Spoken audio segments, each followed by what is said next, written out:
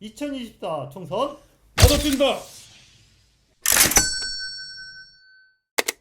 고양시군 나도 뛴다도 이제 어느덧 마지막을 향해 가고 있는데요. 오랫동안 고심하시다가 조금 늦게 출사표를 던지신 분이 계셔서 오늘 만나 뵙기로 했습니다. 고양시정 선거구에 국민의힘 예비후보 등록을 하신 진현국 후보님을 모셨습니다. 안녕하세요. 안녕하세요. 우리 고양시문 독자들과 그리고 또 유권자들에게 인사 말씀 부탁드리겠습니다. 안녕하세요.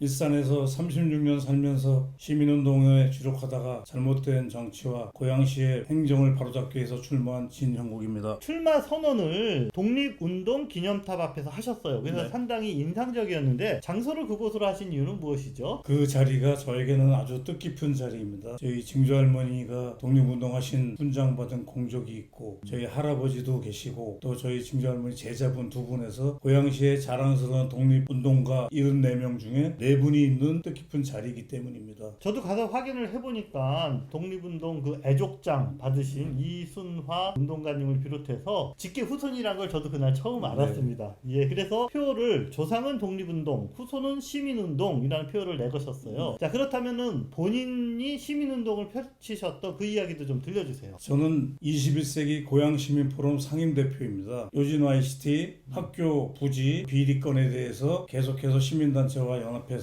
투쟁을 했고요. 그 다음에 제일 중요했던 거는 3기 신도시를 철회하기 위한 투쟁을 했습니다. 제가 일산 동구청 앞에서 50일, 주염역, 대화역, 탄현역에서 50일에서 100일간 천막농성을 했습니다. 그리고 또 한 가지는 오마초등학교를 전교조에서 혁신학교로 지정하려는 것을 제가 학부형들과 손잡고 시위를 통해서 막아낸 철회시킨 적이 있습니다. 그리고 최근에는 풍동에 있는 신천지 종교시설 인허가를 취소하는 데 앞장섰고요. 거기동 데이터센터 건축 허가 취소를 위해서 투쟁하고 있습니다. 자, 조금 더 거슬러 올라가서 고향 지역에서 정치권에서도 여러분들과 교류가 있으셨던 것 같아요. 15대 때 저희 고등학교 선배님이신 이택석 의원님을 모시고 정치를 배웠습니다. 이택석 선배님과 함께 이한동 선배님의 대권 후보 지원도 많이 했고요. 또 고등학교 선배이신 이인재 선배님 대선도 열심히 해서 상황실장도 맡아서 열심히 했습니다. 정치 성향이 보수적인 그런 성향이시다라고 본인은 이야기하실 수 있을까요? 보수보다는 애국심 하나 갖고 살아왔습니다. 당을 떠나서 좌우를 떠나서 저는 대한민국을 위해서 독립운동했던 조상의 얼굴에 먹칠하지 않도록 노력하면서 살아왔습니다. 고양시 정으로 도전장을 내셨는데요. 고양시 정을 선택하신 이유는 무엇이죠? 제가 일산 서구에서만 30년을 살았습니다. 탄현동에서만 26년째 이제 살고 있고요. 황룡산을 맨발로 걷고 또 탄현동에서 주민자치위원장 하면서도 이 일산 서구 탄현동 발전을 위해서 조금의 일이라도 했기 때문에 애착이 많습니다. 그래서 여기를 선택하게 됐습니다. 고양시 정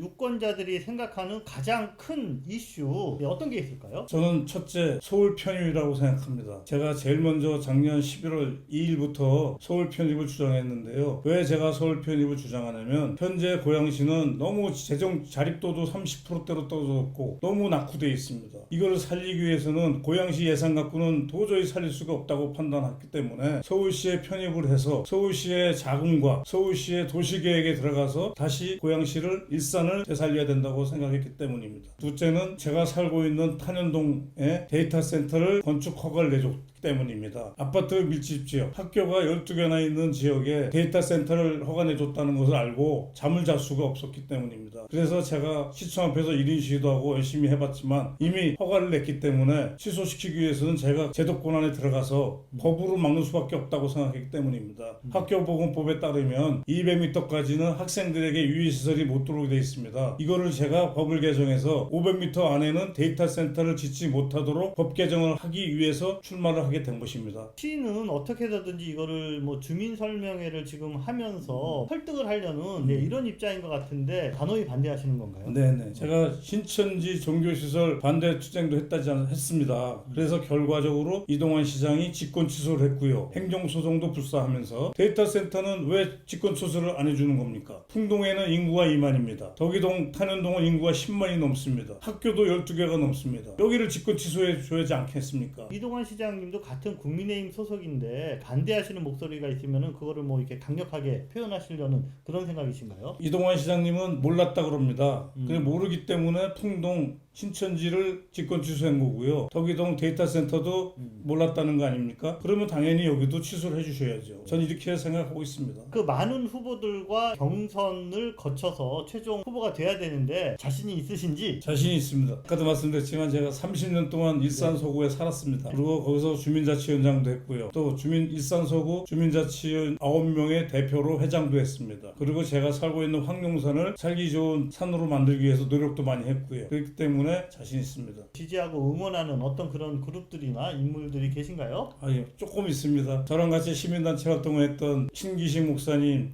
최숙자 목사님, 나진택 전도위원, 일상사 보산스님 등 뜻을 함께 했던 많은 동지들이 계십니다. 그분들이 저를 도와주고 계십니다. 국민의힘 입장에서 어떤 전략으로 승부수를 띄어야 된다라고 생각하시는 게 있으세요? 저는 서울 편입이라고 생각합니다. 여야를 똑같이 공약이 같습니다. 다녀보면 하지만 똑같은 공약을 하고 있습니다. 딱 한 가지 틀리는 게 뭐냐? 서울 편입 문제와 경기북도입니다. 당연히 우리 국민의힘 후보들은 서울 편입으로 승부를 걸어야 된다고 생각합니다. 낙후된 고양시를 일산을 살리기 위해서는 서울에 편입해서 서울시의 자금과 서울시의 도시계획으로 리모델링하는 수밖에 없다고 생각합니다. 정치인으로서 본인의 장점, 약점이다 뭐 이런 거 있으면 솔직하게 한 가지씩 좀 이야기해 주세요. 저의 장점은 뚝심입니다. 옳다고 생각하면 꾸준히 추진해나가고 있습니다. 행동으로 보여드리고 있습니다. 단점은 독립했던 조상님들의 DNA가 있어서인지 불의를 보면 못 참습니다. 욱합니다. 사랑하고 존경하는 고양시정 유권자 여러분, 저 진영국은 몸으로 뛰며 실천의 현장에서 잔뼈가 굵은 고양 시민사회의 진짜 일꾼입니다. 앞으로도 변함없이 제 개인의 영달이 아닌 시민 공익을 위해 헌신하고자